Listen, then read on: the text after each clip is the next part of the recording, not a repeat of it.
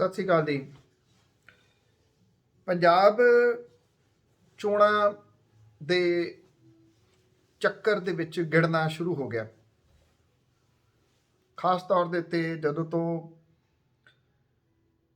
ਕੇਂਦਰ ਦੀ ਸਰਕਾਰ ਦੇ ਵਿੱਚ ਪ੍ਰਧਾਨ ਮੰਤਰੀ ਹੋਰਾਂ ਨੇ ਜਿਸ ਦਿਨ ਤੋਂ ਤਿੰਨਾਂ ਖੇਤੀ ਕਾਨੂੰਨਾਂ ਨੂੰ ਵਾਪਸ ਲੈਣ ਦਾ ਐਲਾਨ ਕੀਤਾ, ਉਦੋਂ ਤੋਂ ਸਿਆਸੀ ਸਰਗਰਮੀਆਂ ਇੱਕਦਮ ਤੇਜ਼ ਹੋਈਆਂ ਨੇ। ਹਾਲਾਂਕਿ ਅਜੇ ਪਾਰਲੀਮੈਂਟ ਦਾ ਸੈਸ਼ਨ ਆਉਣ ਵਾਲਾ ਜਿਹੜਾ ਵਿੰਟਰ ਸੈਸ਼ਨ, ਉਹਦੇ ਵਿੱਚ ਇਹਨਾਂ ਬਿੱਲਾਂ ਨੂੰ ਬਕਾਇਦਾ ਤੌਰ ਦੇ ਉੱਤੇ ਵਾਪਸ ਲਿਆ ਜਾਊਗਾ। ਕਿਸਾਨ ਜਥੇਬੰਦੀਆਂ ਅਜੇ ਉਹਨਾਂ ਨੇ ਐਲਾਨ ਇਹ ਕੀਤਾ, ਸੰਯੁਕਤ ਕਿਸਾਨ ਮੋਰਚੇ ਨੇ, ਕਿ ਉਹ ਅਜੇ ਇਸ ਮੋਰਚੇ ਤੋਂ ਉੱਠਣਗੀਆਂ ਨਹੀਂ ਜਦੋਂ ਤੱਕ ਇਹ ਤਿੰਨੇ ਖੇਤੀ ਕਾਨੂੰਨ ਪਾਰਲੀਮੈਂਟ ਦੇ ਵਿੱਚੋਂ ਵਾਪਸ ਨਹੀਂ ਲੈ ਲਏ ਜਾਂਦੇ ਤੇ MSP ਗਾਰੰਟੀ ਕਾਨੂੰਨ ਸਰਕਾਰ ਨਹੀਂ ਬਣਾਉਂਦੀ। ਇਸ ਤੋਂ ਇਲਾਵਾ ਹੋਰ ਵੀ ਕਈ ਮਸਲੇ ਨੇ ਜਿਹਦੇ ਵਿੱਚ ਖਾਸ ਤੌਰ ਦੇ ਉੱਤੇ ਕਿਸਾਨਾਂ ਦੇ ਉੱਤੇ ਹੋਏ ਕੇਸ ਨੇ। ਇਸ ਐਜੀਟੇਸ਼ਨ ਦੇ ਦੌਰਾਨ ਇਹਨਾਂ ਦੇ ਵਿੱਚ ਕਈ ਗੰਭੀਰ ਧਾਰਾਵਾਂ ਦੇ ਤਹਿਤ ਵੀ ਕੇਸ ਦਰਜ ਹੋਏ ਨੇ, ਉਹ ਮਸਲਾ ਹੈ। ਸਵਾਲ ਵੈਸੇ ਇਹ ਹੈ ਕਿ ਅਜੇ ਪਤਾ ਨਹੀਂ ਜਿਹੜੀ ਕੇਂਦਰ ਦੀ ਸਰਕਾਰ ਆ ਉਹ ਕਿਸਾਨਾਂ ਦੇ ਨਾਲ ਆਮੋ ਸਾਹਮਣੇ ਬੈਠਦੀ ਹੈ ਜਾਂ ਨਹੀਂ, ਕਿਉਂਕਿ ਜਿਵੇਂ ਖੇਤੀ ਕਾਨੂੰਨ ਆਏ ਸੀ ਉਵੇਂ ਹੀ ਵਾਪਸ ਲਏ ਗਏ, ਅਜੇ ਬੈਠ ਕੇ ਗੱਲ ਤਾਂ ਨਹੀਂ ਹੋਈ। ਖੈਰ ਉਹ ਵਿਸ਼ਾ ਨਹੀਂ ਆ। ਵਿਸ਼ਾ ਇਹ ਆ ਕਿ ਉਸ ਤੋਂ ਬਾਅਦ ਸੰਯੁਕਤ ਕਿਸਾਨ ਮੋਰਚੇ ਦੇ ਆਗੂ ਵੀ ਕੁਝ ਫਲੈਕਸੀਬਲ ਹੋ ਗਏ ਨੇ ਪੰਜਾਬ ਦੀ ਸਿਆਸਤ ਦੇ ਵਾਸਤੇ, ਤੇ ਸਿਆਸਤ ਦੇ ਵਿੱਚ, ਪੰਜਾਬ ਦੀ ਸਿਆਸਤ ਦੇ ਵਿੱਚ ਆਉਂਦੇ ਦਿਨਾਂ ਦੇ ਦੌਰਾਨ ਸਰਗਰਮੀਆਂ ਵਧਣਗੀਆਂ। ਬੇਸ਼ੱਕ ਅਜੇ 26 ਤੋਂ ਪਹਿਲਾਂ ਤਾਂ ਬਹੁਤ ਜ਼ਿਆਦਾ ਸਰਗਰਮੀਆਂ ਵਧਣ ਦੇ ਆਸਾਰ ਘੱਟ ਨੇ। 26 ਤੋਂ ਪਹਿਲਾਂ ਇਸ ਕਰਕੇ ਕਿ 26 ਤਰੀਕ ਨੂੰ 1 ਸਾਲ ਪੂਰਾ ਹੋਣਾ ਕਿਸਾਨ ਅੰਦੋਲਨ ਨੂੰ ਚੱਲਦਿਆਂ। ਬਹੁਤ ਵੱਡੀ ਗਿਣਤੀ ਦੇ ਵਿੱਚ ਪੰਜਾਬ, ਹਰਿਆਣਾ, ਉੱਤਰ ਪ੍ਰਦੇਸ਼ ਦੇ ਲੋਕ ਦਿੱਲੀ ਦੀਆਂ ਸਰਹੱਦਾਂ ਵੱਲ ਨੂੰ, ਸਿੰਘੂ, ਟਿਕਰੀ, ਗਾਜੀਪੁਰ ਸਰਹੱਦਾਂ ਦੇ ਉੱਤੇ ਜਾਣਗੇ। ਜਿਹੜੇ ਸਿਆਸੀ ਲੋਕ ਨੇ ਇੱਥੇ, ਉਹਨਾਂ ਨੇ ਆਪਣੀਆਂ ਸਰਗਰਮੀਆਂ ਵਿੱਢ ਦਿੱਤੀਆਂ ਨੇ। ਸ਼ਾਇਦ ਹੋ ਸਕਦਾ ਕਿ ਇਸ ਵਾਰੀ ਵੱਡੀਆਂ ਸਿਆਸੀ ਰੈਲੀਆਂ ਨਾ ਹੋਣ, ਇਹ ਮੈਨੂੰ ਲੱਗਦਾ। ਆਈ ਥਿੰਕ ਜੇ ਵੱਡੀਆਂ ਸਿਆਸੀ ਰੈਲੀਆਂ ਰੁਕਦੀਆਂ ਨੇ ਤੇ ਇੱਕ ਚੰਗਾ ਸ਼ਗਨ ਹੋਊਗਾ, ਕਿਉਂਕਿ ਵੱਡੀਆਂ ਸਿਆਸੀ ਰੈਲੀਆਂ ਦੇ ਵਿੱਚ ਕਿਵੇਂ ਬੰਦੇ ਢੋਏ ਜਾਂਦੇ ਆ, ਇੱਕ ਬਹੁਤ ਵੱਡਾ ਖਰਚਾ ਪੈਂਦਾ ਸਿਆਸੀ ਪਾਰਟੀਆਂ ਦੇ ਉੱਤੇ। ਕਿੰਨਾ ਪੈਟਰੋਲ ਡੀਜ਼ਲ ਫੂਕਿਆ ਜਾਂਦਾ, ਜਿਹੜਾ ਗੱਡੀਆਂ 'ਚ ਪੈਣ ਵਾਲਾ, ਜਿਹੜਾ ਬੰਦਿਆਂ 'ਚ ਪੈਣ ਵਾਲਾ, ਉਹ ਵੱਖਰਾ, ਉਹਦੇ ਖਰਚੇ ਵੱਖਰੇ।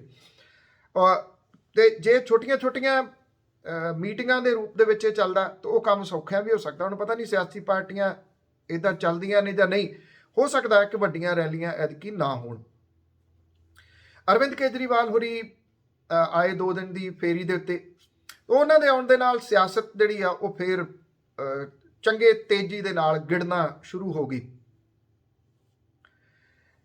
ਐਲਾਨ ਜਿਹੜੇ ਉਹ ਚਰਨਜੀਤ ਸਿੰਘ ਚੰਨੀ ਹੋਰੀ ਬਹੁਤ ਕਰ ਰਹੇ ਆ ਪਿਛਲੇ ਦਿਨਾਂ ਤੋਂ। ਉਹ ਮਹਿਜ਼ ਐਲਾਨ ਕਰ ਰਹੇ ਆ, ਜਿਹੜੀ ਕੋਈ ਵੀ ਗੱਲ ਆ ਉਹ ਕਹਿੰਦੇ ਜੀ ਆਹ ਮਸਲਾ ਹੱਲ, ਆਹ ਵੀ ਮਸਲਾ ਹੱਲ। ਹੁਣ ਸਵਾਲ ਇਹ ਆ ਕਿ ਜਿਹੜਾ ਮਸਲਾ ਹੱਲ ਹੁੰਦਾ ਉਹ ਇੱਕ ਸਿਸਟੇਮੈਟਿਕਲੀ ਹੱਲ ਹੁੰਦਾ। ਕਹਿ ਦੇਣ ਦੇ ਨਾਲ ਮਸਲਾ ਹੱਲ ਨਹੀਂ ਹੁੰਦਾ ਕਿ ਆਹ ਵੀ ਮਸਲਾ ਹੱਲ। ਜਿਵੇਂ ਤੁਸੀਂ ਪੰਜਾਬ ਦੇ ਵਿੱਚ ਬਹੁਤ ਵੱਡੇ ਵੱਡੇ ਹੋਰਡਿੰਗਸ ਲੱਗੇ ਦੇਖੇ ਹੋਣਗੇ, 36,000 ਕੱਚੇ ਕਾਮੇ ਪੱਕੇ ਕੀਤੇ। ਜਿਹੜੇ ਇਸ ਵੇਲੇ ਕੱਚੇ ਕਾਮੇ ਨੇ ਉਹ ਕਮੈਂਟ ਕਰਕੇ ਦੱਸਣ ਕਿ ਕਿੰਨੇ ਪੱਕੇ ਹੋ ਗਏ ਉਹਨਾਂ ਦੇ ਵਿੱਚੋਂ। ਜੇ ਪੱਕੇ ਹੋਏ ਹੁੰਦੇ ਤੇ ਮੁਹਾਲੀ ਦੇ ਵਿੱਚ ਜਿਹੜੇ ਰੋਸ ਧਰਨਾ ਲਾ ਕੇ ਬੈਠੇ ਆ ਉਹ ਕੌਣ ਨੇ? ਉਹਨਾਂ ਕੱਚਿਆਂ ਦੇ ਵਿੱਚ ਆਉਂਦੇ ਨੇ ਜਾਂ ਪੱਕਿਆਂ 'ਚ ਆਉਂਦੇ ਨੇ? ਜਿਨ੍ਹਾਂ ਨੇ ਡਿਪਟੀ ਮੁੱਖ ਮੰਤਰੀ OP ਸੋਨੀ ਹੋਰਾਂ ਦੀ ਕੋਠੀ ਘੇਰੀ, ਉਹ ਕੌਣ ਸਨ? ਉਹ ਕੱਚਿਆਂ 'ਚ ਆਉਂਦੇ ਨੇ ਜਾਂ ਪੱਕਿਆਂ ਦੇ ਵਿੱਚ ਨੇ? ਐਜੀਟੇਸ਼ਨ ਉਸੇ ਤਰੀਕੇ ਨਾਲ ਚੱਲ ਰਹੀਆਂ। ਜਿਹੜੇ ਤੁਸੀਂ ਕਹਿੰਦੇ ਹੋ 36,000 ਅਸੀਂ ਕਾਮੇ ਪੱਕੇ ਕਰ ਦਿੱਤੇ, ਉਹ ਕੈਬਨਿਟ ਦੇ ਵਿੱਚ ਤੁਸੀਂ ਮਨਜ਼ੂਰੀ ਲੈ ਲਈ ਉਹਦੀ, ਜਾਂ ਜਿਹੜਾ ਵਿਧਾਨ ਸਭਾ ਦਾ ਵਿਸ਼ੇਸ਼ ਸੈਸ਼ਨ ਹੋਇਆ ਸੀ ਉਹਦੇ ਵਿੱਚੋਂ ਤੁਸੀਂ ਮਨਜ਼ੂਰੀ ਲੈ ਲਈ? ਔਰ ਜੇ ਮਨਜ਼ੂਰੀ ਲੈ ਲਈ ਤਾਂ ਇਹਦੇ ਵਿੱਚ ਕਿਹੜੇ ਕਿਹੜੇ ਆਏ, ਉਹਦਾ ਦੱਸਣਾ ਬੜਾ ਜ਼ਰੂਰੀ ਹੈ ਕਿ ਆਹ ਫੀਲਡ ਵਾਲੇ ਆ ਗਏ, ਆਹ ਨਹੀਂ ਆਏ, ਤਾਂ ਕਿ ਉਹਨਾਂ ਨੂੰ ਪਤਾ ਲੱਗੇ। ਉਹਨਾਂ ਨੂੰ ਇਹ ਨਹੀਂ ਪਤਾ ਲੱਗ ਰਿਹਾ ਕਿਹੜੇ ਪੱਕੇ ਕੀਤੇ ਨੇ, ਕਿਹੜੇ ਨਹੀਂ ਪੱਕੇ ਕੀਤੇ। ਚਰਨਜੀਤ ਸਿੰਘ ਚੰਨੀ ਹੋਰੀ ਜਹਾਜ਼ ਦੇ ਵਿੱਚ ਚਾਹ ਪੀ ਕੇ ਤਾਂ ਦਿਖਾ ਰਹੇ ਆ, ਕਿ ਮੈਂ ਤਾਂ ਆਪਣੀ ਆ ਦੇਖੋ ਜੀ ਚਾਹ ਵਾਲੀ ਥਰਮਸ ਘਰੋਂ ਲੈ ਕੇ ਆਉਣਾ ਤੇ ਆਪਣੇ ਪਰੌਂਠੇ ਵੀ ਘਰੋਂ ਹੀ ਲੈ ਆਉਣਾ। ਚੰਗੀ ਗੱਲ ਹੈ, ਘਰ ਦੀ ਰੋਟੀ ਨਾਲ ਦੀ ਰੀਸ ਨਹੀਂ ਗੀ, ਪਰ ਚਾਹ ਹੈਲੀਕਾਪਟਰ ਦੇ ਵਿੱਚ ਬਹਿ ਕੇ ਪੀਣੀ ਵਿਖਾਵਾ ਹੈ। ਉਹ ਹੈਲੀਕਾਪਟਰ ਦੇ ਰਾਈਡ ਤਾਂ 15-20 ਮਿੰਟ ਦੀ ਹੁੰਦੀ ਪੰਜਾਬ ਦੇ ਵਿੱਚ, ਜਾਂ ਤਾਂ ਚੜ੍ਹਨ ਤੋਂ ਪਹਿਲਾਂ ਪੀ ਲਓ ਜਾਂ ਉਤਰ ਕੇ ਪੀ ਲਿਓ। ਕਾਹਦੇ ਲਈ ਐਵੇਂ ਹੈਲੀਕਾਪਟਰ ਦੇ ਵਿੱਚ ਡੋਲਦੇ ਜਾਣਾ ਚਾਹ? ਜੇ ਫਾਈਲਾਂ ਵੀ ਸਾਈਨ ਕਰਨੀਆਂ ਨੇ ਤਾਂ ਹੈਲੀਕਾਪਟਰ 'ਚ ਫਾਈਲਾਂ ਨਹੀਂ ਸਾਈਨ ਹੁੰਦੀਆਂ, ਜਹਾਜ਼ ਦੇ ਵਿੱਚ ਫਾਈਲਾਂ ਸਾਈਨ ਹੋ ਜਾਂਦੀਆਂ ਨੇ। ਹੈਲੀਕਾਪਟਰ 'ਚ ਤਾਂ ਬਹੁਤ ਸਾਰੇ ਝਟਕੇ ਲੱਗਦੇ ਆ, ਪਰ ਉਹ ਦਿਖਾ ਰਹੇ ਨੇ ਕਿ ਮੈਂ ਇੱਥੇ ਵੀ ਕੰਮ ਕਰ ਰਿਹਾ। ਦਿਖਾਵਾ ਬਹੁਤ ਹੈ, ਵਿਖਾਵਾ ਹੋ ਰਿਹਾ, ਵੱਡੇ ਪੱਧਰ ਦੇ ਉੱਤੇ ਹੋ ਰਿਹਾ ਵਿਖਾਵਾ। ਮਹਿਜ਼ ਐਲਾਨ ਤੇ ਐਲਾਨ ਉਹ ਕਰੀ ਜਾ ਰਹੇ ਨੇ। ਸ਼ਾਇਦ ਉਹਨਾਂ ਦੀ ਇਹ ਕੋਸ਼ਿਸ਼ ਹੈ ਕਿ ਕਿਸੇ ਤਰੀਕੇ ਦੇ ਨਾਲ ਲੋਕ 4.5 ਸਾਲ ਦੀ ਜਿਹੜੀ ਕੈਪਟਨ ਅਮਰਿੰਦਰ ਸਿੰਘ ਹੋਰਾਂ ਦੀ ਸਰਕਾਰ ਜਿਹੜੀ ਬਹੁਤ ਸਾਰੇ ਵਾਅਦੇ ਕਰਕੇ ਆਈ ਸੀ, ਉਹ ਵਾਅਦੇ ਭੁਲਾ ਦਿੱਤੇ ਜਾਣ, ਨਵੇਂ ਵਾਅਦਿਆਂ ਦੇ ਵਿੱਚ ਲੋਕਾਂ ਨੂੰ ਉਲਝਾ ਦਿਓ। ਉਹਨਾਂ ਦਾ ਇਸ ਵੇਲੇ ਦੌੜ ਲੱਗੀ ਹੋਈ ਹੈ ਇਸ ਗੱਲ ਦੇ ਵਾਸਤੇ। ਇਸੇ ਕਰਕੇ ਉਹ ਇੱਕ ਚੀਜ਼ ਨੂੰ ਆਪੇ ਹੀ ਬਹੁਤ ਉਭਾਰ ਰਹੇ ਆ ਕਿ ਘਰ ਘਰ ਦੇ ਵਿੱਚ ਚੱਲੀ ਗੱਲ, ਚੰਨੀ ਕਰਦਾ ਮਸਲੇ ਹੱਲ। ਮਸਲਾ ਪੰਜਾਬ ਦਾ ਹੱਲ ਕਿਹੜਾ ਹੋਇਆ ਤੇ ਉਹ ਕਿਵੇਂ ਹੱਲ ਹੋਊਗਾ, ਇਹ ਬੜੇ ਵੱਡੇ ਸਵਾਲ ਨੇ। ਜੇ ਤੁਸੀਂ ਕੱਚੇ ਮੁਲਾਜ਼ਮ ਪੱਕੇ ਕਰਨੇ ਨੇ, ਹੋਣੇ ਚਾਹੀਦੇ ਆ, ਮੈਂ 100% ਉਹਨਾਂ ਦੇ ਨਾਲ ਖੜਾ ਜੀ। ਜਿੰਨੇ ਵੀ ਉਹ ਕੱਚੇ ਨੇ ਉਹ ਪੱਕੇ ਕਰਨ। ਉਹਦੇ ਵਾਸਤੇ ਸਰਕਾਰ ਇਹ ਦੱਸੇ ਕਿ ਜੇ ਪੱਕੇ ਕਰ ਰਹੇ ਆ ਤੇ ਉਹਦੇ ਵਾਸਤੇ ਜਿਹੜੀਆਂ ਉਹਨਾਂ ਦੀਆਂ ਤਨਖਾਹਾਂ ਜਾਂ ਭੱਤੇ ਜੋ ਕੁਝ ਵੀ ਵਧਣਾ ਉਹ ਕਿੱਥੋਂ ਸਰਕਾਰ ਦੇ ਕੋਲੇ ਆਉਣਾ।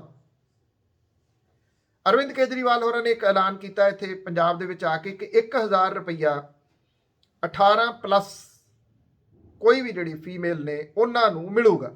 ਜੇ ਕਿਸੇ ਨੂੰ ਬੁਢਾਪਾ ਪੈਨਸ਼ਨ ਮਿਲਦੀ ਹੈ ਉਹ ਤੇ ਪਲੱਸ 1000 ਰੁਪਈਆ ਇਹ ਵੀ ਮਿਲੂਗਾ। 3 ਕਰੋੜ ਆਬਾਦੀ ਆ ਪੰਜਾਬ ਦੀ, ਜੇ ਤੁਸੀਂ 1.5 ਕਰੋੜ ਵੀ ਲਾ ਲਓ, 1.5 ਚਲੋ 1 ਕਰੋੜ ਲਾ ਲਓ, ਬਾਕੀ ਬੱਚੀਆਂ ਲਾ ਲਓ। 1 ਕਰੋੜ ਦੇ ਉੱਤੇ ਜੇ ਤੁਸੀਂ 1000 ਰੁਪਈਆ ਦਿਓਗੇ ਉਹਨਾਂ ਨੂੰ, ਉਹ ਪੈਸਾ ਤੁਹਾਡੇ ਕੋਲੇ ਕਿੱਥੋਂ ਆਊਗਾ? ਹਾਲਾਂਕਿ ਇਹਦੇ ਉੱਤੇ ਕੈਲਕੂਲੇਸ਼ਨਸ ਹੋ ਰਹੀਆਂ ਨੇ ਕਿ ਐਗਜ਼ੈਕਟ ਫਿਗਰ ਕਿੰਨੀ ਹੈ। ਉਹ 5000 ਕਰੋੜ ਹੈ, 10000 ਕਰੋੜ ਹੈ, ਕਿੰਨੀ ਹੈ? ਉਹਦੇ ਉੱਤੇ ਆਜੂ ਜਿੰਨੀ ਵੀ ਆ ਉਹ ਤੁਹਾਡੇ ਕੋਲੇ ਪੈਸੇ ਕਿੱਥੋਂ ਆਉਣੇ ਆ? ਪੰਜਾਬ ਦੇ ਵਿੱਚ ਰੈਵਨਿਊ ਜਨਰੇਟ ਕਰਨ ਦੇ ਸਾਧਨ ਕਿਹੜੇ ਕਿਹੜੇ ਨੇ? ਬਹੁਤ ਜ਼ਿਆਦਾ ਨਹੀਂ ਹੈਗੇ। ਪੰਜਾਬ ਉਹਨਾਂ ਸੂਬਿਆਂ ਦੇ ਵਿੱਚੋਂ ਨਹੀਂ ਹੈਗਾ ਜਿਹਦੇ ਕੋਲੇ ਨੈਚੁਰਲ ਰਿਸੋਰਸ ਬਹੁਤ ਹੋਣ। ਨੈਚੁਰਲ ਰਿਸੋਰਸ ਜਿਹੜੇ ਪੰਜਾਬ ਦੇ ਕੋਲੇ ਉਹ ਰੇਤਾ ਮੇਨ। ਉਹ ਰੇਤਾ ਦੇ ਉੱਤੇ ਕਬਜ਼ਾ ਕਿਹਦਾ? ਸਿਆਸਤਦਾਨਾਂ ਦਾ। ਉਹ ਕਬਜ਼ਾ ਕਿਵੇਂ ਛੱਡ ਦੇਣਗੇ? ਉਹ ਸਰਕਾਰ ਕਬਜ਼ਾ ਕਿਵੇਂ ਛਡਵਾਊਗੀ? ਇਹ ਵੱਡਾ ਸਵਾਲ ਹੈ ਇਹਦੇ ਵਿੱਚ। ਉਹ ਛੱਡਣਗੇ ਨਹੀਂ, ਕਿਉਂਕਿ ਇਹ ਏਡਾ ਵੱਡਾ ਧੰਦਾ ਬਣ ਗਿਆ ਹੋਇਆ ਰੇਤਾ ਦਾ ਕਿ ਇਹ ਏਡੀ ਛੇਤੀ ਸਰਕਾਰੀ ਕਬਜ਼ਾ ਇਹਦੇ ਉੱਤੇ ਨਹੀਂ ਹੋਣਾ। ਜੇ ਹੋਊਗਾ ਤਾਂ ਉਹ ਪਾਲਿਸੀਜ਼ ਕੀ ਹੋਣਗੀਆਂ? ਉਹ ਸਾਰੀਆਂ ਸਿਆਸੀ ਪਾਰਟੀਆਂ ਆਪੋ ਆਪਣੀ ਪਾਲਿਸੀ ਦੱਸਣ ਕਿ ਅਸੀਂ ਰੇਤਾ ਤੋਂ ਰੈਵਨਿਊ ਇਸ ਤਰੀਕੇ ਦੇ ਨਾਲ ਬਣਾਵਾਂਗੇ। ਇਹਦੇ ਉੱਤੇ ਇਹ ਕੰਪਲਸਰੀ ਹੋਣਾ ਚਾਹੀਦਾ। ਕੋਈ MLA ਕੋਈ MP, ਹਾਲਾਂਕਿ ਸਿੱਧੇ ਰੂਪ ਦੇ ਵਿੱਚ ਨਹੀਂ ਆਉਂਦੇ, ਅਸਿੱਧੇ ਰੂਪ ਦੇ ਵਿੱਚ ਕੋਈ ਆਉਂਦਾ ਤੇ ਉਹ ਪਾਰਟੀ ਉਹਨੂੰ ਕੱਢ ਦਊਗੀ ਕਿ ਉਹ ਇਹ ਬਿਜ਼ਨਸ ਨਹੀਂ ਕਰ ਸਕੂਗਾ। ਦੂਜਾ ਰੈਵਨਿਊ ਹੈ ਆਬਕਾਰੀ ਦਾ, ਸ਼ਰਾਬ ਦਾ। ਹੁਣ ਜਿਹੜੀਆਂ ਡਿਸਟਿਲਰੀਆਂ ਨੇ ਉਹ ਪੋਲੀਟੀਸ਼ੀਅਨਾਂ ਦੀਆਂ ਨੇ, ਉਹਨਾਂ ਨੂੰ ਤੁਸੀਂ ਉਹਦੇ ਉੱਤੇ ਸਰਕਾਰੀ ਕਬਜ਼ਾ ਕਿਵੇਂ ਕਰਾਓਗੇ? ਜਾਂ ਤਾਂ ਉਹ ਪੋਲੀਟੀਸ਼ੀਅਨ ਪਾਸੇ ਕਰੋ, ਇਹ ਕਰ ਦਿਓ। ਜਿਹਦੀ ਡਿਸਟਿਲਰੀ ਆ ਉਹ ਬੰਦਾ ਚੋਣ ਨਹੀਂ ਲੜ ਸਕਦਾ, ਉਹਦੇ ਪਰਿਵਾਰ ਦੇ ਵਿੱਚੋਂ ਕੋਈ ਚੋਣ ਨਹੀਂ ਲੜ ਸਕਦਾ। ਜਿਨ੍ਹਾਂ ਨੇ ਚੋਣ ਲੜ ਕੇ ਜਿਹੜੇ MLA ਬਣ ਗਏ ਉਹਨਾਂ ਦੇ ਵਿੱਚੋਂ ਕੋਈ ਸ਼ਰਾਬ ਦਾ ਠੇਕਾ ਨਹੀਂ ਲੈ ਸਕਦਾ। ਜਿਹੜਾ ਮੈਂਬਰ ਪਾਰਲੀਮੈਂਟ ਆ ਉਹ ਜਾਂ ਉਹਦੇ ਪਰਿਵਾਰ ਦਾ ਕੋਈ ਮੈਂਬਰ ਸ਼ਰਾਬ ਦਾ ਠੇਕਾ ਨਹੀਂ ਲੈ ਸਕਦਾ। ਕੋਈ ਪਾਰਟੀ ਇਹ ਜੁਰਤ ਕਰੂਗੀ, ਕੋਈ ਪਾਰਟੀ ਇਹ ਪਹਿਲ ਕਰੂਗੀ ਕਿ ਅਸੀਂ ਕਰਦੇ ਹਾਂ, ਕੋਈ ਹੋਰ ਕਰੇ ਜਾਂ ਬਾਅਦ ਦੇ ਵਿੱਚ ਅਸੀਂ ਇਹਦੀ ਸ਼ੁਰੂਆਤ ਕਰਦੇ ਹਾਂ। ਐਲਾਨ ਜਿਹੜੇ ਹੋ ਰਹੇ ਆ, ਐਲਾਨ ਸਾਰੀਆਂ ਪਾਰਟੀਆਂ ਕਰ ਰਹੀਆਂ ਨੇ, ਵਿਰੋਧੀ ਧਿਰਾਂ ਨੇ ਕਰਨੇ ਹੁੰਦੇ ਆ। ਜੇ 1000 ਰੁਪਈਆ ਅਰਵਿੰਦ ਕੇਜਰੀਵਾਲ ਹੋਰਾਂ ਨੇ ਕਿਹਾ ਤੇ ਅਕਾਲੀ ਦਲ ਬਾਦਲ ਕਹਿੰਦਾ ਅਸੀਂ ਤਾਂ 2000 ਰੁਪਈਆ ਪਹਿਲਾਂ ਹੀ ਕਰੀ ਬੈਠੇ ਐਲਾਨ ਕਿ ਅਸੀਂ 2000 ਰੁਪਈਆ ਦੇਵਾਂਗੇ। ਉਹ ਤਾਂ 10 ਸਾਲ ਸਰਕਾਰ ਚਲਾ ਕੇ ਸਰਕਾਰ ਦਾ ਜਲੂਸ ਕੱਢ ਕੇ ਗਏ ਹੋਏ ਆ। ਉਹ 2000 ਰੁਪਈਆ ਉਹ ਕਿੱਥੋਂ ਦੇਣਗੇ ਔਰਤਾਂ ਨੂੰ? ਗੱਲ ਉਹਨਾਂ ਨੇ ਵੀ ਨਹੀਂ ਕੋਈ ਵੀ ਕੀਤੀ। ਆ ਪਿੱਛੇ ਜੇ ਸਰਕਾਰੀ ਬੱਸਾਂ ਦੇ ਵਿੱਚ ਔਰਤਾਂ ਫ੍ਰੀ ਕਰ ਦਿੱਤੀਆਂ। ਆ ਤੁਸੀਂ ਦੇਖ ਰਹੇ ਹੋ ਕਿ ਕਿਵੇਂ ਉਹ ਡਰਾਈਵਰ ਕੰਡਕਟਰਾਂ ਦੇ ਗਲ ਪੈ ਰਹੀਆਂ ਨੇ ਔਰਤਾਂ ਥਾਂ ਥਾਂ ਦੇ ਉੱਤੇ। ਉਹਦੇ ਉੱਤੇ ਕੋਈ ਜਿੰਦਾ ਕੁੰਡਾ ਤਾਂ ਤੁਸੀਂ ਲਾਓਗੇ ਨਾ, ਤੁਸੀਂ BPL ਕਾਰਡ ਦੇ ਉੱਤੇ ਕਰ ਦਿਓ ਕਿ ਜਿਹੜੇ ਬਿਲੋ ਪਾਵਰਟੀ ਲਾਈਨ ਰਹਿਣ ਵਾਲੇ ਲੋਕ ਨੇ ਉਹਨਾਂ ਦੇ ਵਾਸਤੇ ਇਹ ਟਰਾਂਸਪੋਰਟੇਸ਼ਨ ਫ੍ਰੀ ਹੈ। ਔਰ ਦੂਜਾ ਇਹ ਕਰੋ ਕਿ ਸਾਰੀਆਂ ਬੱਸਾਂ ਦੇ ਉੱਤੇ ਉਹ ਫ੍ਰੀ ਹੈ। ਸਰਕਾਰ ਕੀ ਨਹੀਂ ਕਰ ਸਕਦੀ, ਪਰ ਸਰਕਾਰ ਕਰ ਨਹੀਂ ਰਹੀ ਔਰ ਉਹ ਕਰਨਾ ਚਾਹੁੰਦੀ ਵੀ ਨਹੀਂ ਸ਼ਾਇਦ। ਜਿਹੜਾ ਜੀ ਉਹ ਕਰਨਾ ਇਸ ਕਰਕੇ ਨਹੀਂ ਚਾਹੁੰਦੀ ਕਿ ਪ੍ਰਾਈਵੇਟ ਟਰਾਂਸਪੋਰਟ ਕਿਹਦੀ ਹੈ। ਪ੍ਰਾਈਵੇਟ ਟਰਾਂਸਪੋਰਟ ਦੇ ਵਿੱਚ ਵੀ ਸਿਆਸਤਦਾਨ ਆ ਜਾਂਦੇ ਆ। ਫਿਰ ਇਹ ਵੀ ਕਰਨਾ ਪਊਗਾ ਕਿ ਕੋਈ ਪ੍ਰਾਈਵੇਟ ਜਿਹੜਾ MLA ਆ ਜਾਂ MP ਆ ਉਹ ਜਾਂ ਉਹਦੇ ਪਰਿਵਾਰ ਦਾ ਟਰਾਂਸਪੋਰਟ ਦੇ ਵਿੱਚ ਨਹੀਂ ਆ ਸਕਦਾ। ਇਹ ਜਿੰਦੇ ਕੁੰਡੇ ਕਿਤੇ ਨਾ ਕਿਤੇ ਲਾਉਣੇ ਪੈਣਗੇ, ਫਿਰ ਰੈਵਨਿਊ ਜਨਰੇਟ ਹੋ ਸਕਦਾ। ਕੀ ਐਡਾ ਹੌਸਲਾ ਕੋਈ ਪਾਰਟੀ ਕਰੂਗੀ, ਸਿਆਸੀ ਪਾਰਟੀ, ਕਿ ਵੀ ਸਾਡੀ ਸਿਆਸੀ ਪਾਰਟੀ ਦੇ ਵਿੱਚ ਉਹ ਆਵੇ ਜਿਹੜਾ ਰੇਤਾ ਦੇ ਕਾਰੋਬਾਰ ਦੇ ਨਾਲ ਨਹੀਂ ਜੁੜਿਆ ਹੋਇਆ, ਦੂਰੋਂ ਜਾਂ ਨੇੜਿਓਂ, ਸਿੱਧੇ ਜਾਂ ਸਿੱਧੇ ਤੌਰ ਤੇ। ਸਾਡੀ ਪਾਰਟੀ 'ਚ ਉਹ ਆਵੇ ਜਿਹੜਾ ਸ਼ਰਾਬ ਦੇ ਕਾਰੋਬਾਰ ਦੇ ਨਾਲ ਸਿੱਧਾ ਜਾਂ ਅਸਿੱਧਾ ਨਹੀਂ ਜੋੜਿਆ ਹੋਇਆ, ਦੂਰੋਂ ਜਾਂ ਨੇੜਿਓਂ। ਸਾਡੀ ਪਾਰਟੀ ਦੇ ਵਿੱਚ ਉਹ ਆਵੇ ਜਿਹੜਾ ਟਰਾਂਸਪੋਰਟ ਦੇ ਨਾਲ ਨਹੀਂ ਜੁੜਿਆ ਹੋਇਆ, ਦੂਰੋਂ ਜਾਂ ਨੇੜਿਓਂ, ਸਿੱਧੇ ਜਾਂ ਅਸਿੱਧੇ ਤੌਰ ਦੇ ਉੱਤੇ। ਇਹ ਕਰਨਾ ਪਊਗਾ ਕਿਤੇ ਨਾ ਕਿਤੇ ਜੇ ਜਿਹੜੇ ਸੋਰਸ ਨੇ ਇਨਕਮ ਦੇ ਉਹ ਵਧਾਉਣੇ ਆ। ਨਹੀਂ ਤਾਂ ਅਦਰਵਾਈਜ਼ ਸਵਾਲ ਇਹ ਆ, 1 ਲੱਖ ਕਰੋੜ ਰੁਪਈਆ ਖਰਚਾ ਤੇ ਰੈਵਨਿਊ ਹੈਗਾ 70 ਤੋਂ 80 ਕਰੋੜ ਰੁਪਈਆ। ਜਿਹੜਾ ਗੈਪ ਹੈ, ਚਲੋ ਤੁਸੀਂ 70 ਤੋਂ 80 ਵਾਲਾ ਕਿਉਂਕਿ ਉੱਪਰ ਥੱਲੇ ਜਾਂਦਾ ਰਹਿੰਦਾ, ਜੇ 80 ਕਰੋੜ ਵੀ ਲਾ ਕੇ ਚੱਲੋ, 20 ਕਰੋੜ ਰੁਪਈਏ ਦਾ ਗੈਪ ਤੁਸੀਂ ਕਿੱਥੋਂ ਪੂਰਾ ਕਰੋਗੇ? ਜੇ ਜਿਹੜਾ ਹੁਣ ਕਰਜ਼ਾ ਇਸ ਵੇਲੇ ਉਹ 2,65,000 75,000 ਇੰਨੇ ਕਰੋੜ ਰੁਪਈਏ ਦਾ ਹੈ, ਜਿਹੜਾ ਕਿ ਜਦੋਂ ਇਹ ਸਰਕਾਰ ਜਾਣੀ ਆ ਲਗਭਗ ਇਹਨੇ 3 ਲੱਖ ਕਰੋੜ ਰੁਪਈਏ ਦਾ ਹੋ ਜਾਣਾ। ਹੁਣ 3 ਲੱਖ ਕਰੋੜ ਰੁਪਈਏ ਦਾ ਕਿੰਨਾ ਵਿਆਜ ਜਿਹੜਾ ਉਹ ਜਾ ਰਿਹਾ, ਉਹਦੀਆਂ ਫਿਗਰਸ ਜਿਹੜੀਆਂ ਹੈਗੀਆਂ ਨੇ, ਤਨਖਾਹਾਂ ਦੇ ਉੱਤੇ 35,000 ਕਰੋੜ ਰੁਪਈਆ ਜਾਂਦਾ, ਪੈਨਸ਼ਨਾਂ ਦੇ ਉੱਤੇ 15,000 ਕਰੋੜ ਰੁਪਈਆ ਜਾਂਦਾ। ਇਹ ਸਾਲਾਨਾ ਨੇ ਫਿਗਰਸ। ਸਬਸਿਡੀ ਜਿਹੜੀ ਬਿਜਲੀ ਦੀ ਆ ਉਹ 12,000 ਕਰੋੜ ਰੁਪਈਏ ਦੀ ਸਬਸਿਡੀ ਬਿਜਲੀ ਦੀ ਉਹ ਦੇਣੀ ਪੈਂਦੀ ਆ, ਜਿਹੜੀ ਮੁਫਤ ਬਿਜਲੀ ਦਿੱਤੀ ਜਾ ਰਹੀ ਹੈ, ਜਾਂ ਜਿਹੜੇ ਬਿਲੋ ਪਾਵਰਟੀ ਲਾਈਨ ਨੇ ਕੁਝ ਉਹਨਾਂ ਨੂੰ ਜਿਹੜੀ ਫ੍ਰੀ ਦਿੱਤੀ ਜਾਂਦੀ ਆ। ਜਿਹੜਾ ਵਿਆਜ ਜਾਂਦਾ, ਜਿਹੜਾ ਕਰਜ਼ਾ ਲਿਆ ਹੋਇਆ, ਉਹ 20,000 ਕਰੋੜ ਰੁਪਈਏ ਦਾ। 1 ਲੱਖ ਕਰੋੜ ਰੁਪਈਆ ਬਣ ਗਿਆ, ਤੁਹਾਡੇ ਕੋਲੇ ਰੈਵਨਿਊ ਆਉਂਦਾ 80 ਕਰੋੜ ਰੁਪਈਏ ਦਾ। ਤੁਹਾਨੂੰ ਘੱਟੋ ਘੱਟ 40 ਕਰੋੜ ਰੁਪਈਏ ਦਾ ਰੈਵਨਿਊ ਜਨਰੇਟ ਕਰਨਾ ਪਊਗਾ। ਘੱਟੋ ਘੱਟ ਪਹਿਲਾਂ 20 ਕਰੋੜ ਤੋਂ ਤੁਸੀਂ ਸਟਾਰਟ ਕਰੋਗੇ, ਫਿਰ ਉਹਨੂੰ 25, 30, 35, 40 ਦੇ ਉੱਤੇ ਲਿਜਾਣਾ ਪਊਗਾ। 40 ਤੇ ਇਸ ਕਰਕੇ ਲਿਜਾਣਾ ਪਊਗਾ ਬਈ ਜਿਹੜਾ ਤੁਹਾਡਾ ਖਰਚਾ ਉਹ 1 ਲੱਖ ਕਰੋੜ ਦਾ ਹੈ, 1,20,000 ਕਰੋੜ ਰੁਪਈਆ ਤੁਸੀਂ ਜਨਰੇਟ ਕਰੋਗੇ, ਤਾਂ ਕਿ ਇੱਕ ਤਾਂ ਖਰਚਾ ਸਾਵਾਂ ਹੋ ਜੇ, ਦੂਜਾ 20 ਕਰੋੜ ਰੁਪਈਆ ਜਿਹੜਾ ਉਹ ਤੁਹਾਡਾ ਜਾਣਾ ਲੱਥਣਾ ਸ਼ੁਰੂ ਹੋਵੇ। ਤੁਹਾਨੂੰ ਇਹ ਕਰਜ਼ਾ ਲਾਉਣਾ ਤਾਂ ਪਊਗਾ, ਨਹੀਂ ਤਾਂ ਅਦਰਵਾਈਜ਼ ਸੂਬਾ ਬੈਂਕਰਪਸੀ ਵੱਲ ਨੂੰ ਵੱਧ ਜਾਊਗਾ। ਜੇ ਸੂਬੇ ਜਿਹੜਾ ਉਹ ਬੈਂਕਰਪਸੀ ਹੋ ਗਈ ਤੇ ਫਿਰ ਕਹਾਣੀ ਕਿੱਧਰ ਨੂੰ ਜਾ ਸਕਦੀ ਹੈ? ਤੁਸੀਂ ਕਰਜ਼ਾ ਚੁੱਕ ਕੇ ਲੋਕ ਭਲਾਈ ਸਕੀਮਾਂ ਨਹੀਂ ਚਲਾ ਸਕੋਗੇ, ਇਹ ਇੱਕ ਕੌੜੀ ਸੱਚਾਈ ਹੈ। ਕਰਜ਼ਾ ਚੁੱਕ ਕੇ ਨਹੀਂ ਚਲਾਈਆਂ ਜਾ ਸਕਦੀਆਂ। ਰੈਵਨਿਊ ਕਿੱਥੋਂ ਆਉਣਾ? ਉਹ ਥੋੜੀਆਂ ਜਿਹੀਆਂ ਚੀਜ਼ਾਂ ਨੇ ਜਿੱਥੋਂ ਰੈਵਨਿਊ ਆਉਣਾ ਤੁਹਾਨੂੰ। ਕਰਜ਼ਾ ਚੜਿਆ ਕਿਉਂ? ਜੇ ਕਰਜ਼ਾ ਚੜ੍ਹਨ ਦੀ ਜਿਹੜੀ ਉਹ ਕਹਾਣੀ ਆਮ ਬੰਦੇ ਦੇ ਸਮਝ ਆ ਜੇ, ਜਿਹੜੀ ਜਲੇਬੀ ਵਰਗੀ ਸਿੱਧੀ ਹੈ, ਤੇ ਫਿਰ ਇਹਦਾ ਹੱਲ ਲੱਭਿਆ ਜਾ ਸਕਦਾ ਹੈ। ਲੋਕਾਂ ਨੇ ਕਰਜ਼ਾ ਨਹੀਂ ਚੜਾਇਆ, ਲੋਕਾਂ ਨੇ ਇਹ ਕਰਜ਼ਾ ਨਹੀਂ ਚੜਾਇਆ, ਕਿਸੇ ਵਰਗ ਨੇ ਇਹ ਕਰਜ਼ਾ ਨਹੀਂ ਚੜਾਇਆ, ਕਰਜ਼ਾ ਸਿਆਸਤਦਾਨਾਂ ਨੇ ਚੜਾਇਆ। ਜਿਹੜੀ ਮੈਂ ਜਿਵੇਂ ਕਿਹਾ ਕਿ 15 ਮਿੰਟ ਦੀ ਰਾਈਡ ਹੈ, ਤੁਸੀਂ ਉਹ ਵੀ ਕਵਰ ਕਰਨੀ ਚਾਹੁੰਦੇ ਹੋ ਹੈਲੀਕਾਪਟਰ ਦੇ ਵਿੱਚ, ਤੁਸੀਂ ਸੜਕ ਦੇ ਰਸਤੇ ਰਾਹੀਂ ਨਹੀਂ ਜਾਣਾ ਚਾਹੁੰਦੇ। ਜਦੋਂ ਅਕਾਲੀ ਭਾਜਪਾ ਸਰਕਾਰ ਸੀ ਉਦੋਂ ਤਾਂ ਇਹਨਾਂ ਨੇ ਲੋਕਲ ਟੈਕਸੀ ਬਣਾ ਲਿਆ ਸੀ ਹੈਲੀਕਾਪਟਰ ਨੂੰ। ਚੱਲ ਬਠਿੰਡਾ, ਚੱਲ ਦਿੱਲੀ, ਦਿੱਲੀ ਬਠਿੰਡਾ, ਬਠਿੰਡਾ ਦਿੱਲੀ, ਦਿਹਾੜੀ 'ਚ 4-4 ਗੇੜੇ ਇੱਕ ਨਾਲ ਕਿਰਾਏ ਤੇ ਰੱਖਿਆ ਹੋਇਆ ਸੀਗਾ। 2-2 ਹੈਲੀਕਾਪਟਰ ਤੁਰੇ ਫਿਰਦੇ ਸੀ ਉਸ ਵੇਲੇ। ਸਰਕਾਰੀ ਇਹ ਲੋਕ ਨੇ ਜਿਹੜੇ ਸਿਆਸਤਦਾਨ, ਉਹਨਾਂ ਨੇ ਕਰਜ਼ਾ ਚੜਾਇਆ। ਤੁਹਾਨੂੰ ਇਹ ਹੈਲੀਕਾਪਟਰ ਸੈੱਲ ਕਰਨਾ ਪਊਗਾ ਐਡੀ ਕੋਈ ਐਮਰਜੈਂਸੀ ਨਹੀਂ ਆ, ਵੱਧ ਤੋਂ ਵੱਧ ਦਿੱਲੀ ਜਾਣਾ ਪੈਂਦਾ ਨਾ। ਜੇ ਬਹੁਤ ਐਮਰਜੈਂਸੀ ਆ ਤੇ ਲੋਕਲ ਫਲਾਈਟ ਚੱਲਦੀਆਂ ਨੇ। ਸਰਕਾਰਾਂ ਪਹਿਲਾਂ ਆਪਣੇ ਖਰਚੇ ਘਟਾਉਣ, ਆਪਣੇ ਭੱਤੇ ਘਟਾਉਣ, ਸਿਆਸਤਦਾਨ ਆਪਣੇ ਭੱਤਿਆਂ ਦੇ ਉੱਤੇ ਪਹਿਲਾਂ ਲੀਕ ਫਿਰਨ। ਲੀਕ ਇਹ ਨਹੀਂ ਹੈ ਕਿ ਲੈਣੇ ਨਹੀਂ, ਉਹਨਾਂ ਨੇ ਜਿੰਨਾ ਕੰਮਕਾਰ ਕਰਨਾ ਉਹ ਲੈਣ ਉਹਨਾਂ ਦੇ ਭੱਤੇ, ਪਰ ਉਹ ਤਾਂ ਸਿਖਰ ਦੇ ਲੈ ਰਹੇ ਆ ਭੱਤੇ। 300 ਰੁਪਏ ਦੇ ਵਿੱਚ ਤੁਸੀਂ ਕੋਈ ਫੋਨ ਦਾ ਕਨੈਕਸ਼ਨ ਲੈ ਸਕਦੇ ਹੋ ਮਹੀਨੇ ਦਾ, ਉਹਦੇ ਸਾਰੀਆਂ ਕਾਲਸ ਫ੍ਰੀ ਨੇ। ਫਿਰ ਇਹਨਾਂ ਨੂੰ 2-2000 ਰੁਪਈਆ ਭੱਤਾ ਕਰ ਦਿੱਤਾ ਜਾ ਰਿਹਾ ਫੋਨ ਦਾ। ਜੋ ਉਹ 1500 ਰੁਪਈਆ ਇੱਕ ਫੋਨ ਤੋਂ ਬਚਾ ਕੇ ਕਿੱਥੋਂ ਤੱਕ 117 ਹੋ ਗਏ। ਨਾਲ ਮੈਂਬਰ ਪਾਰਲੀਮੈਂਟ ਲਾ ਲਓ ਤੇ ਅੱਗੇ ਉਹਨਾਂ ਦੇ PACA ਲੈ ਲਓ, ਜਿੰਨਾ ਅਮਲਾ ਫੈਲਾ, ਉਹ ਸਾਰਿਆਂ ਨੂੰ ਜਿੰਨੇ ਭੱਤੇ ਦਿੱਤੇ ਜਾਂਦੇ ਨੇ। ਕੱਲੀ ਕੱਲੀ ਚੀਜ਼ ਦੇ ਉੱਤੇ ਕੱਟ ਲਾ ਕੇ ਤੋੜਿਆ ਜਾ ਸਕਦਾ, ਇੰਪੋਸੀਬਲ ਨਹੀਂਗਾ ਕੁਝ ਵੀ। ਪਰ ਸਵਾਲ ਇਹ ਹੈ ਕਿ ਕੋਈ ਸਿਆਸੀ ਪਾਰਟੀ ਇਹ ਰਿਸਕ ਲੈਣ ਨੂੰ ਤਿਆਰ ਹੈ ਅੱਜ? ਕੋਈ ਸਿਆਸੀ ਪਾਰਟੀ ਜਿਹੜੀ ਕਾਂਗਰਸ ਸੱਤਾ ਦੇ ਵਿੱਚ ਹੈ, ਕੀ ਚਰਨਜੀਤ ਸਿੰਘ ਚੰਨੀ ਹੁਰੀ ਇਹ ਐਲਾਨ ਕਰ ਸਕਦੇ ਆ ਕਿ ਕੈਪਟਨ ਅਮਰਿੰਦਰ ਸਿੰਘ ਹੋਰਾਂ ਨੇ ਜਿਹੜਾ ਵਾਅਦਾ ਕੀਤਾ ਸੀਗਾ ਕਿ ਕਿਸਾਨਾਂ ਦਾ ਸਾਰਾ ਕਰਜ਼ਾ ਮਾਫ, ਇਹ ਨਹੀਂ ਹੋ ਸਕਦਾ, ਇਹ ਪੋਸੀਬਲ ਨਹੀਂਗਾ। ਜਿਹੜਾ ਕੈਪਟਨ ਅਮਰਿੰਦਰ ਸਿੰਘ ਹੋਰਾਂ ਨੇ ਐਲਾਨ ਕੀਤਾ ਸੀਗਾ ਕਿ ਕੈਪਟਨ ਨੇ ਸਹੁੰ ਚੁੱਕੀ ਘਰ ਘਰ ਨੌਕਰੀ ਪੱਕੀ, ਉਹ ਇਹ ਕਹਿ ਸਕਦੇ ਆ ਹਿੱਕ ਠੋਕ ਕੇ ਕਿ ਨਹੀਂ, ਨੌਕਰੀ ਵਾਲਾ ਮਾਮਲਾ ਨਹੀਂ ਹੋ ਸਕਦਾ, ਘਰ ਘਰ ਨੌਕਰੀ ਨਹੀਂ ਦਿੱਤੀ ਜਾ ਸਕਦੀ? ਕਿ ਉਹ ਦੱਸ ਸਕਦੇ ਆ ਕਿ ਬੁਢਾਪਾ ਪੈਨਸ਼ਨ ਡਬਲ ਨਹੀਂ ਹੋ ਸਕਦੀ? ਉਹ ਕਹਿ ਸਕਦੇ ਆ ਕਿ ਜਿੰਨੀ ਦੇਰ ਤੱਕ ਨੌਕਰੀ ਨਹੀਂ ਮਿਲਦੀ ਅਸੀਂ ਬੇਰੁਜ਼ਗਾਰੀ ਭੱਤਾ 2500 ਰੁਪਈਆ ਹਰੇਕ ਨੌਜਵਾਨ ਨੂੰ ਦੇ ਦਾਂਗੇ? ਉਹ ਕਹਿ ਸਕਦੇ, ਕਿਉਂਕਿ ਇਹ ਪੋਸੀਬਲ ਨਹੀਂਗਾ।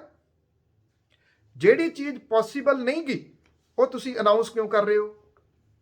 ਜੇ ਉਹ ਅਨਾਉਂਸ ਕਰ ਰਹੇ ਹੋ ਤੇ ਉਹ ਫਿਰ ਕਿਤੇ ਨਾ ਕਿਤੇ ਤਾਂ ਤੁਹਾਨੂੰ ਉਹ ਕਰਨਾ ਪਊਗਾ, ਕਿਸੇ ਨਾ ਕਿਸੇ ਤਰੀਕੇ ਦੇ ਨਾਲ ਤਾਂ ਉਹ ਤੁਰਨਾ ਪਊਗਾ। ਪਰ ਅਜਿਹੀ ਜ਼ਰੂਰਤ ਕਿਸੇ ਵੀ ਪਾਰਟੀ ਨੇ ਕਰਨੀ ਨਹੀਂ, ਕਰਨੀ ਪਊਗੀ। ਪਹਿਲੀ ਤਾਂ ਗੱਲ, ਜਿਹੜੇ ਪੰਜਾਬੀ ਨੇ ਉਹ ਇਹਨਾਂ ਚੀਜ਼ਾਂ ਨੂੰ ਬਹੁਤ ਗੰਭੀਰਤਾ ਦੇ ਨਾਲ ਲੈਣ। ਇਹ ਫਿਗਰਸ ਚੇਤੇ ਰੱਖੋ ਕਿ ਫਿਗਰਸ ਕੀ ਨੇ। ਕੋਈ ਵੀ ਤੁਹਾਨੂੰ ਮੁਫਤ ਦਾ ਅਨਾਉਂਸਮੈਂਟ ਕਰਦਾ ਆ ਕੇ ਤੇ ਉਹਨੂੰ ਇਹ ਫਿਗਰਸ ਦੱਸੋ, ਭਾਈ ਇੰਨਾ ਕਰਜ਼ਾ ਸਾਡੇ ਉੱਤੇ ਚੜਿਆ ਹੋਇਆ, ਸਾਨੂੰ ਇਹ ਦੱਸੋ ਇਹ ਕਰਜ਼ਾ ਤੁਸੀਂ ਲਾਓਗੇ ਕਿਵੇਂ? ਤੁਸੀਂ ਆਪਣੇ ਨਾਲ ਕਿੰਨੀਆਂ ਕਿੰਨੀਆਂ ਗੱਡੀਆਂ ਲਈ ਫਿਰਦੇ ਆ ਰੂਟ ਲੱਗਦਾ ਇੱਕ, ਜਿੰਨਾ ਕੋ ਜ਼ੈਡ ਸਿਕਿਉਰਿਟੀ ਲਈ ਫਿਰਦੇ ਨੇ ਸਾਬਕਾ ਵਾਲੇ, ਜਿਹੜੇ ਚੰਡੀਗੜ੍ਹੋਂ ਚੱਲਦੇ ਬਠਿੰਡੇ ਜਾਣਾ, ਸਾਰੇ ਰਾਹ ਦੇ ਉੱਤੇ ਰੂਟ ਲੱਗਿਆ ਹੋਇਆ। ਰੂਟ ਲੱਗਣਾ ਇਹ 500 ਮੀਟਰ ਦੇ ਫਰਕ ਦੇ ਉੱਤੇ ਇੱਕ ਸਿਪਾਹੀ ਵਿਚਾਰਾ ਖੜਾ ਕੀਤਾ ਹੈ, ਨਾ ਕੋਈ ਚਾਹ ਨਾ ਪਾਣੀ ਰੋਟੀ। ਪਤਾ ਨਹੀਂ ਕਿ ਮੰਤਰੀ ਹੋਰਾਂ ਨੇ ਜਿਹੜੇ ਨੇਤਾ ਜੀ ਨੇ, ਮੰਤਰੀ ਤਾਂ ਨਹੀਂ, ਜਿਹੜੇ ਨੇਤਾ ਜੀ ਨੇ ਉਹਨਾਂ ਨੇ ਕਦੋਂ ਲੰਘਣਾ, ਕਿੰਨੇ ਵਜੇ ਲੰਘਣਾ, ਕੋਈ ਪੱਕਾ ਸਮਾਂ ਨਹੀਂ। 2 ਘੰਟੇ ਲੇਟ ਹੋ ਸਕਦੇ ਆ, ਖੜੇ ਨੇ ਸਾਰੇ। ਇਹ ਖਰਚੇ ਪਾਏ ਜਾ ਰਹੇ ਨੇ ਸਾਰੇ ਦੇ ਸਾਰੇ। 25 30 ਗੱਡੀਆਂ ਇੱਕ ਦੇ ਨਾਲ ਚੱਲਦੀਆਂ ਨੇ। ਕਿਉਂ ਚੱਲਦੀਆਂ ਨੇ? ਉਹ ਖਰਚੇ ਘਟਾਏ ਨਹੀਂ ਜਾ ਸਕਦੇ। ਕਿੱਡਾ ਕੁ ਵੱਡਾ ਖਤਰਾ ਪੰਜਾਬ ਦੇ ਵਿੱਚ ਹੈ। ਕਪਤਾਨ ਸਾਹਿਬ ਦੇ ਮਹਿਲ ਦੇ ਦੁਆਲੇ 1000 ਬੰਦਾ ਪੁਲਿਸ ਵਾਲਾ ਖੜਾ ਸੀ, ਨਹੀਂ ਰਹੇ ਮੁੱਖ ਮੰਤਰੀ। ਅੱਜ ਉਹ 2 ਕੁ ਮੇਰਾ ਖਿਆਲ ਗੇਟ ਦੇ ਉੱਤੇ ਬੈਠੇ, ਬਾਕੀ ਸਾਰੇ ਚਲੇ ਗਏ। ਹੁਣ ਖਤਰਾ ਟਲ ਗਿਆ, ਉਦੋਂ ਬਹੁਤ ਖਤਰਾ ਸੀ, ਕੰਧਾਂ ਦੀ ਰਾਖੀ ਕਰੀ ਜਾਂਦੇ ਸੀ। ਇਸ ਤਰ੍ਹਾਂ ਦੇ ਖਰਚਿਆਂ ਨੂੰ ਠੱਲ ਪਾਉਣੀ ਜ਼ਰੂਰੀ ਹੈ।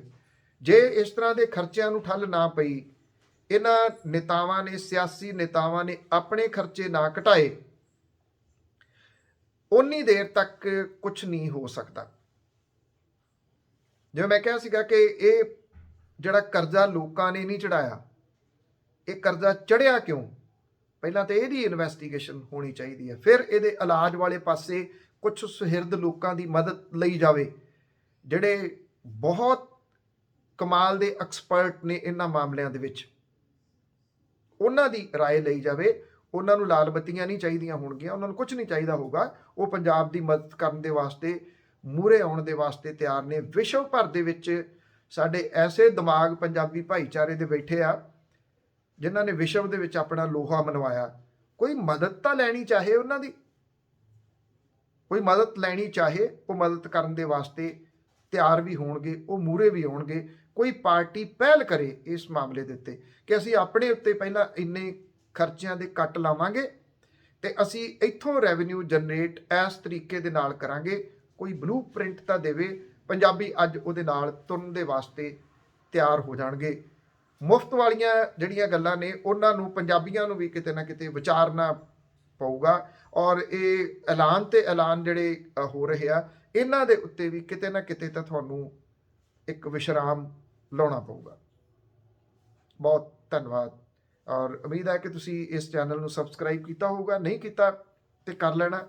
ਜੇ ਤੁਸੀਂ ਸਮਝਦੇ ਹੋ ਕਿ ਇਹ ਮੈਸੇਜ ਜਾਂ ਇਹ ਫਿਗਰਸ ਹਰੇਕ ਪੰਜਾਬੀ ਤੱਕ ਪਹੁੰਚਣੀਆਂ ਚਾਹੀਦੀਆਂ ਨੇ ਤਾਂ ਤੁਸੀਂ ਇਹਨੂੰ ਅੱਗੇ ਸ਼ੇਅਰ ਕਰਕੇ ਪਹੁੰਚਾ ਸਕਦੇ ਹੋ।